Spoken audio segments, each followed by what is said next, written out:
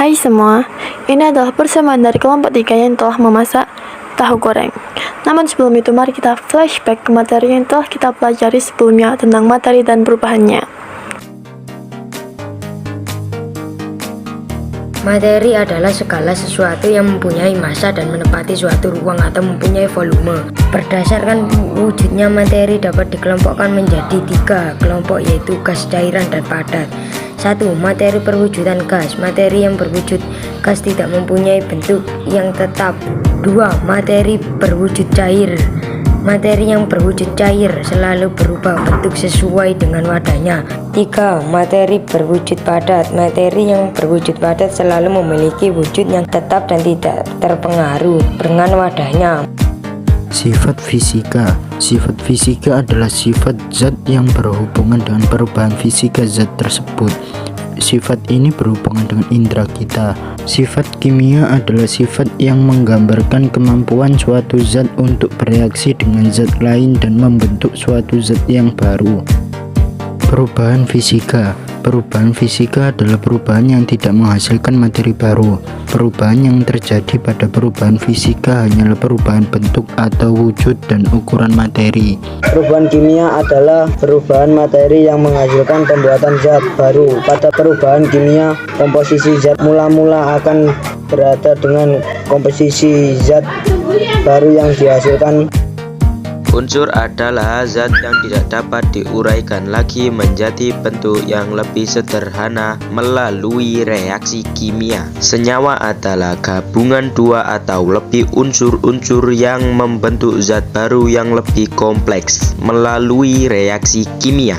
Campuran adalah suatu materi yang terdiri atas 2 zat atau lebih yang bergabung menjadi satu. Campuran dipetakan menjadi 2 jenis, yaitu campuran homogen dan campuran heterogen.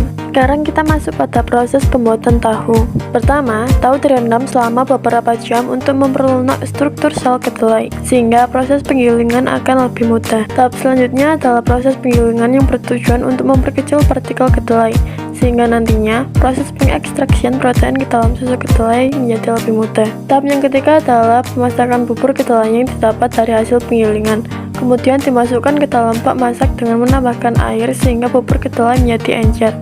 Selanjutnya, bubur kedelai akan mengalami proses pemisahan materi, yaitu filtrasi. Filtrasi adalah memisahkan 2 zat berdasarkan ukuran partikel penyusunnya. Partikel yang mempunyai ukuran lebih kecil akan lolos melewati lubang-lubang pada saringan, dan partikel yang lebih besar akan tertinggal di saringan. Proses filtrasi pada pembuatan tahu dilakukan untuk mendapatkan sari kedelai. Tahap kelima adalah pengumpalan. Pada proses ini, sari kedelai akan mengalami pengumpalan ketika ditambahkan bahan asam. Selanjutnya adalah tahap pembungkusan dan pencetakan. Bubur kedelai yang telah mengumpal akan dicetak menjadi tahu menggunakan teknik cetak bungkus. Terakhir, tahu yang sudah jadi akan dipotong kecil-kecil dan selesai.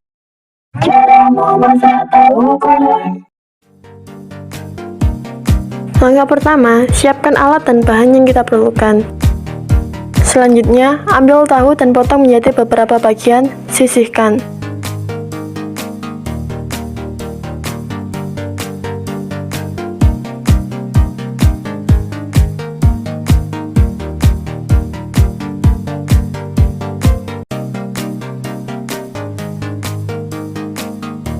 Langkah ketiga, campurkan garam dan air, lalu aduk rata.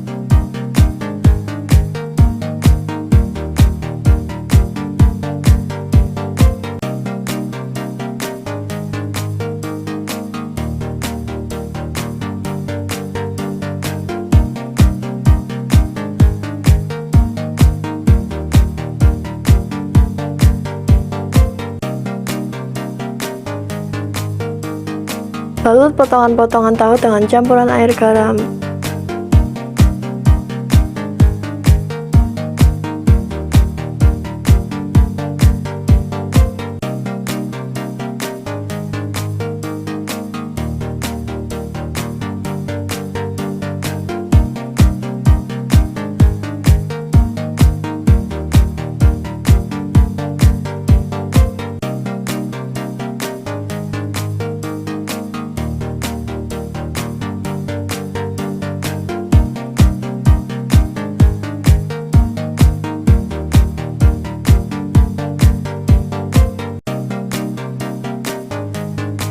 Setelah itu, panaskan wajan berisi minyak goreng.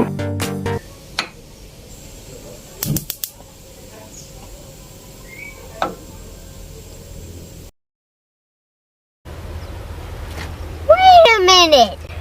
Who are you? Oke, di sini ada beberapa penjelasan bagaimana api terbentuk. Goreng tahu sampai berwarna keemasan.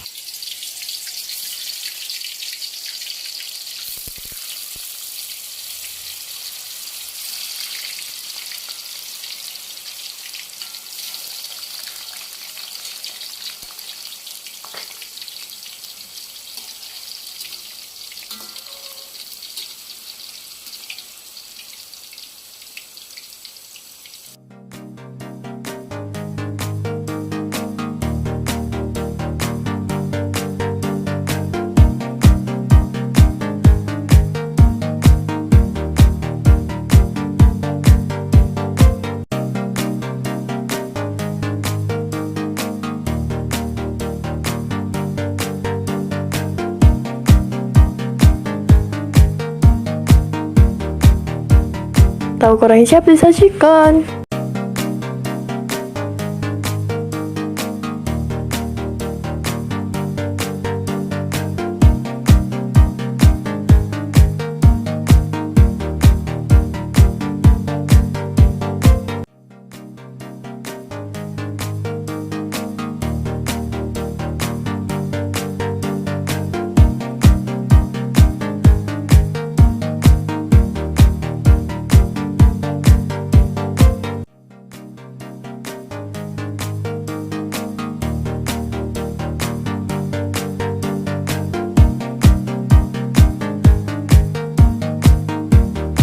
Terima kasih telah menonton. Bye bye.